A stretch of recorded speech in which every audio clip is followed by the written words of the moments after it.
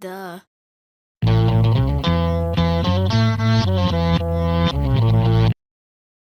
Hello everyone, I'm K-Swope, the only YouTuber that you don't want to make angry because you wouldn't like me when I'm angry. Which brings us to the matter at hand, K-Swope versus the MCU. I'm reviewing every single MCU film that I have not already, with the exception of Deadpool and Wolverine. I'm going to be reviewing that one at some point. But we're going to be talking about The Incredible Hulk today, reviewing it. I'm going to go ahead and talk about the good things about the movie, the bad things about the movie, and then we're going to rate it on a scale from 1 to 10. 1 being of similar quality to stepping on a Lego brick, 10, of course, being the Citizen Kane of superhero cinema, which this is not, spoiler alert, but we'll talk more about that as we go on. Without further ado, the good. Now, I really like in this film how, people talk about in superhero films that there's always an issue with origin stories. People get tired of origin stories. And I think this film does something really, really good, and that is it shows us the origin story in the opening credits. Just no words, just some reels, some clips of, the event taking place and hulking out, and clips that add context to what is going to be discussed later in terms of what the events actually took place and how they affected the characters in the film. And that's something that we haven't really seen in a Marvel MCU movie, I don't think ever, and so it was really unique form of storytelling. So I got to give a lot of credit to that because I thought that was very, very well done. What I got to say too, so something that's going to affect my thoughts on this film a good bit is nostalgia, okay? And when I say nostalgia, here is what I mean. Growing up, when I was between the ages of 3 and 5, okay, if you were to ask me my favorite superhero, I would have given you two answers. I would say Spider-Man, and I would say The Incredible Hulk, okay? And I credit my parents for all of that because growing up, whenever I was little, they would just put on the 90s Spider-Man cartoon, and then we'd also watch the 70s Incredible Hulk series quite a lot. Now, I did get into that when I was a little older, but regardless, I still have a very, very soft spot for that series, and there's a lot of nods to that series in this. I also really, really like in this film how they portray Bruce Banner and stuff. It feels really, really back to basics, which I also really, really like because it is a just true general Hulk film. And like I said, it reminds me of the 70s series. And when I say the 70s series, I mean we have Bruce Banner, the whole Hulk thing happens, people are hunting after him, and so he's trying to keep a low profile. He's moving from town to town, and he can't stay there very long before he has a Hulk incident. And then when he has a Hulk incident, he has to start his whole life all over again. And it's really, really sad. It's very, very lonely. We get this lonely man idea, and we also get the lonely man theme, which is the theme for the Incredible Hulk 70 series as part of the score as well. I remember seeing that distinctly and thinking to myself, oh yeah, this is good stuff right here. We see that mostly in the first act of the film, but I really, really like that is the direction that they take with this film because that is something that really hits me in the nostalgia. It's I remember this from the 70s series. This is how Bruce Banner and that series, David Banner, would have to live his life. And speaking of Bruce Banner / David Banner in the 70s series, we get cameos from Lou Ferrigno, okay? Now, Lou Ferrigno, in case you don't know, for those who are uninitiated, he played the Hulk in the 70s series. What would happen is David Banner would get angry, he'd transform, there'd be this cool sequence of, the clothes ripping and, the green skin coming out, and basically they would just swap him out for Lou Ferrigno, who is this bodybuilder, and so he makes a cameo in this film, so it was great seeing him there, and as soon as he came on screen, I was like, hey, I know that guy. So that was really cool. We also get, I guess you want to call it a cameo, if you will, from Bill Bixby. Now, Bill Bixby, he's the guy who actually played David Banner in the 70s series. He unfortunately passed away. It was before this film was released. And the way that they have a cameo is we see Bruce Banner in this film flipping through the TV. And one of the things that he stops on for a couple of seconds to watch is a movie, TV, something or other with Bill Bixby on it. So seeing him in the film, I thought also was really, really nice. And I really, really appreciate that tribute. Getting more into the structural elements of the film.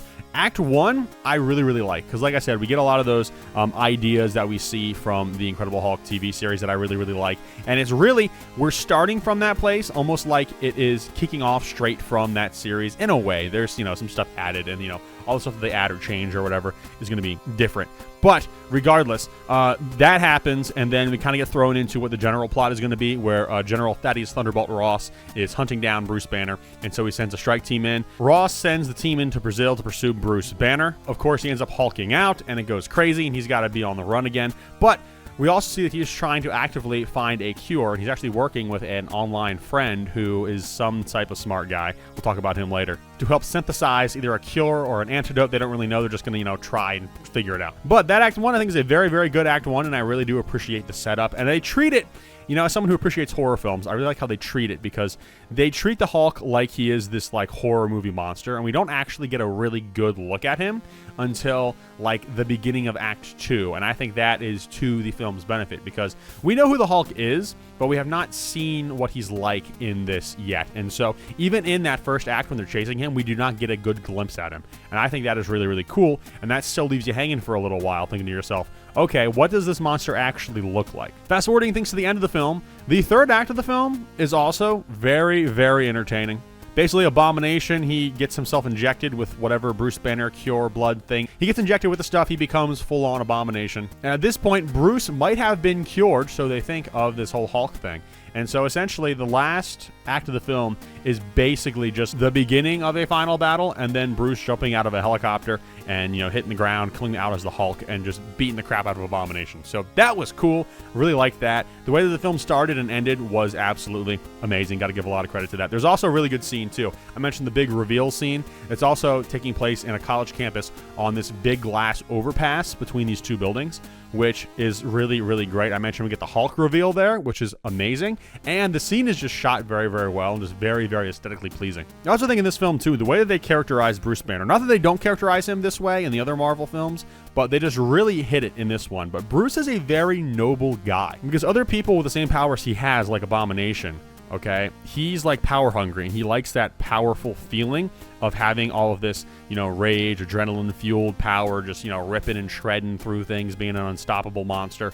And it's very fascinating because Bruce Banner understands the weight of this burden that he has. And even though the power might feel good to him, he knows that it's a bad thing. When he's talking to Mr. Blue, who, by the way, ends up becoming the leader, but that's another bridge we'll cross many films from now, we find out that he synthesized a bunch of extra blood from Bruce. And Bruce is like, no, we need to destroy all of this, because even though that antidote/cure thing might have worked, it's still not good, and we need to eradicate this because it is going to destroy the world if it gets into the wrong people's hands. And it does, but I'm just saying. Either way, I think he really shows nobility, and I think for a hero, I think every good superhero, they need to act like a hero, if that makes sense. Because if heroes are the people we're supposed to look up to, we have to see certain qualities in them, and I see a lot of those qualities in Bruce Banner, and so he is very, very good. I can say the same thing about last review I did, by the way, for Iron Man. Tony Stark, he becomes one of those noble people. He doesn't start the film as a noble person, but he becomes one, and he kind of does that throughout the entire MCU. It's kind of his big character arc. In this film, though, I just think Bruce Banner is a good look at, hey, he's a pretty noble guy. He doesn't want any trouble. He just wants what's best for himself and the world. And that I respect. Now, I'm about to geek out for a minute here. Music geek out specifically. There's an exchange in this film that goes something like this, okay? The guy who becomes Abomination, I forget the character's name, honestly, so I'm just going to keep calling him the guy who becomes Abomination. He walks onto this helicopter with a bunch of other soldiers getting ready to pursue the Hulk and stuff, and this is after he got really severely beat up but healed because he got this, like, low dose of kind of like the Hulk thing going on, which kind of makes him a junkie for it. Guy asks him, "How you feeling, man?" To which he replies, "Like a monster." Now, if you're anything like me and you listen to the same music that I listen to, there's probably a song that comes to mind right now. And that song, of course, happens to be I must confess that I feel like a monster. Monster by Skillet, which is a fantastic song. But truth be told, I did hear this, okay? I heard this from the mouth of John Cooper himself, the lead singer of Skillet, okay? Now, he said that when he was, working for the lyrics for Monster and stuff, it was that line in this film that gave him the idea for that, which is absolutely awesome, I think. And so I was listening for that when I watched the film, and then when I caught it, I was like, let's go feel like a monster. It was so good. So good. I didn't actually do that, but like inside, that's what I was doing. Just for the record. But what goes up must come down. So with every good, there is bad. Moving into the bad section. I don't know if I missed something when I was watching. Bruce Banner seems to teleport from Guatemala to the United States, and I don't know how he did that. It just seems like a really, really big plot hole because he has the whole thing happen in Brazil. After he's done hawking out, he kind of wakes up finding out he's in Guatemala, and that is strange for him. But, we kind of see him start getting back on his feet, and then just some other scenes happen. The next time we see him, he's back in the U.S. trying to get his research from whatever university he was working at. And I'm thinking to myself, like, whoa, what happened here? Did we skip a bunch of time and didn't tell anybody? I'm really confused. And we didn't skip a bunch of time because throughout the film, there's the days without incident counter going on, okay? And it's only been like a little over, I think, 2 weeks. I think it was like 17 days, I want to say. Maybe it was 31, I don't remember. But it was some amount of days. And I'm like, how are you able to get transportation, across the world to there when you're literally starting again from scratch with absolutely nothing. So that threw me off. That's a really, really big plot hole that I just can't not see. So again, if I must have missed something, which, maybe I did, let me know in the comments. I'd love to hear if I did miss something. But other than that, I will also say, too, I complimented, last review I did, the movie Iron Man for the CGI being amazing. I cannot say the same thing about this film at all. I think the CGI is kind of bad, to be entirely honest.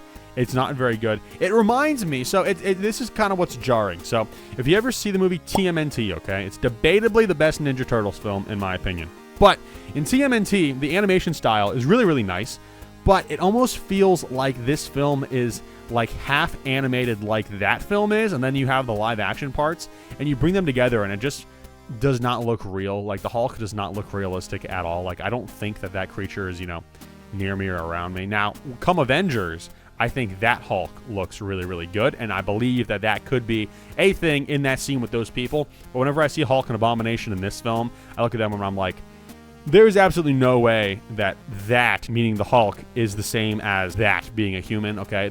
It does not look realistic whatsoever, and I think it's kind of bad. And it's not just the Hulk and Abomination, too. There are just certain shots and scenes where things just don't react realistically in any way, shape, or form that you can just tell is just blatant CGI. And again, the thing I'm so great about Iron Man is you had a hard time telling sometimes what was CGI and what was real because they did such a good job at blending those lines. They don't do as near a good a job in this film, so CGI is rough. I'll also say the film's a little on the slow side for me. I mean, I do like, like fast-paced, let's keep it moving kind of films and things like that. This one, it's like, I think, I want to say it's a little over 2 hours. I'm not entirely sure about that. I have to go back and check. But it feels like it's a little over 2 hours, and that's never a good thing in my opinion. So, I mean, it is what it is. However, something that is objectively terrible is Abomination's design in this film. I just think, when I hear Abomination, I think, he's the scaly guy with, like, the thin ears who's, like, equally strong as Hulk, who's basically, in my head, kind of like Hulk's biggest rival, who is also, like, aquatic for some reason.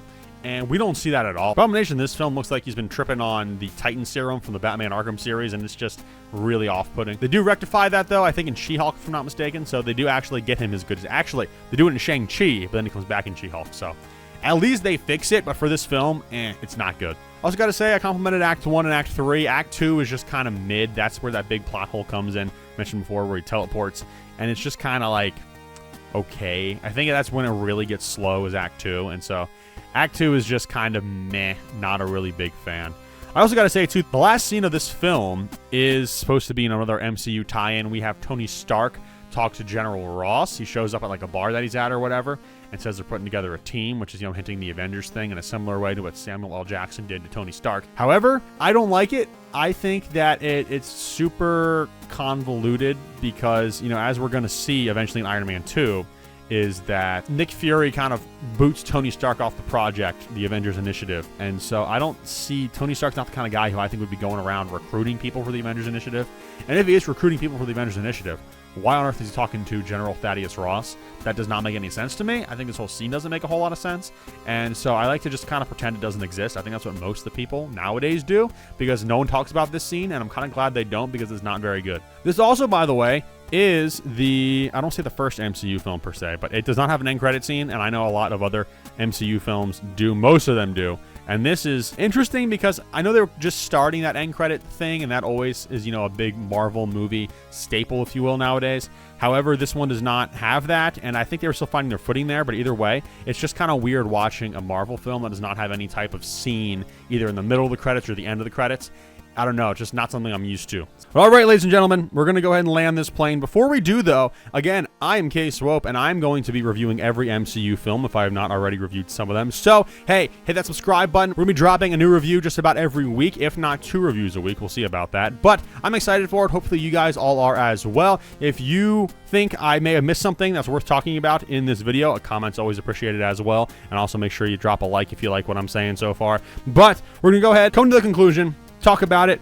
Personally, this film is just kind of okay. Like, I don't hate it. I don't love it. It's all right. I do think there's some things that the 2003 Hulk film do that I like better than this film does.